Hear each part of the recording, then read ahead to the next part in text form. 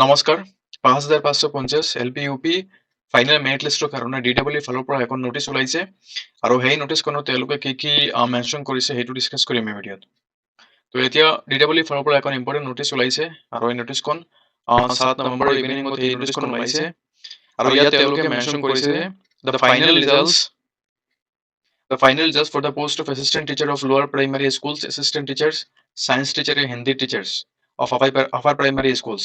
তো এইখিনি পোষ্টৰ যিহেতু ৰিজাল্টছ আছিল সেইখিনি আজি পাব্লিছ হ'ব অফিচিয়েল ৱেবছাইটত আৰু dw.assam.gov.in এইটো ৱেবছাইটত গৈ আপোনালোকে নিজৰ যিটো ID পাছৱৰ্ড আছে সেইখিনি আপোনালোকে মাৰি আপোনালোকৰ ৰিজাল্টছখিনি আপোনালোকে চেক কৰিব পাৰিব। কিন্তু ইয়াত কোনটো টাইমত তেওঁলোকে পাব্লিছ কৰিব সেইটো কিন্তু তেওঁলোকে মেনশ্যন কৰা নাই, কিন্তু এইটো মেনশ্যন কৰিছে যে ৭ নৱেম্বৰত মানে আজিৰ দিনটো এইটো ৰিজাল্টছটো পাব্লিছ হ'ব। আৰু তেওঁলোকে এইটো কৈছে the district wise, post wise and medium wise cut off marks will also' be available in the official website. আৰু কোনটো ডিষ্ট্ৰিক্টত কোনটো কেটাগৰী ৱাইজত কিমান কাট অফ গৈছে সেইখিনি আপোনালোকে চাব পাৰিব।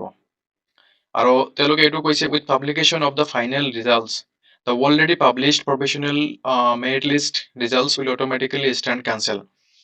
আৰু আজি ফাইনেল ৰিজাল্টছটো পাব্লিছ হোৱাৰ পিছত আগতে তেওঁলোকে যিটো ফাৰ্ষ্ট প্ৰফেশ্যনেল মেৰিট লিষ্ট আৰু second professional merit list publish কৰিছিলে সেইখিনি অট'মেটিকেলি কেঞ্চেল হৈ যাব। Claim for appointment to the post of teachers on the basis of appearance of name in provisional merit list will not be entertained. আৰু যদি কোনো কেণ্ডিডেটৰ নাম second প্ৰভিশ্যনেল merit লিষ্টত বা ফাৰ্ষ্ট প্ৰভিশ্যনেল মেৰিট লিষ্টত আছিল আৰু আজি যেতিয়া ফাইনেল ৰিজাল্টছ দিব সেই ৰিজাল্টছখনত যদি তেওঁলোকৰ ৰিজাল্টছটো নট ছিলেক্টেড শ্ব' কৰে তেনেহ'লে তেওঁলোকে কোনো এপইণ্টমেণ্ট ক্লেইম কৰিব নোৱাৰিব। সেইটো তেওঁলোকে ইয়াত মেনশ্যন কৰিছে। এপইণ্টমেণ্ট অৰ্ডাৰ্ছ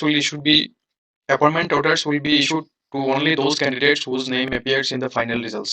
আৰু যিসকল কেণ্ডিডেটৰ নাম আজি ফাইনেল মেৰিট লিষ্টত আহিব তেওঁলোকক এপইণ্টমেণ্ট লেটাৰ দিয়া হ'ব।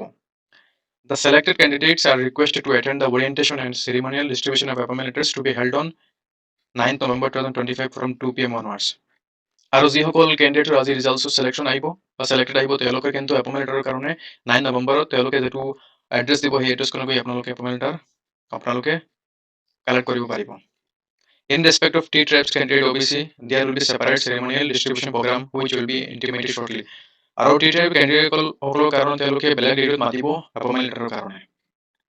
তো এইটো আছিল এই নোটিছখনত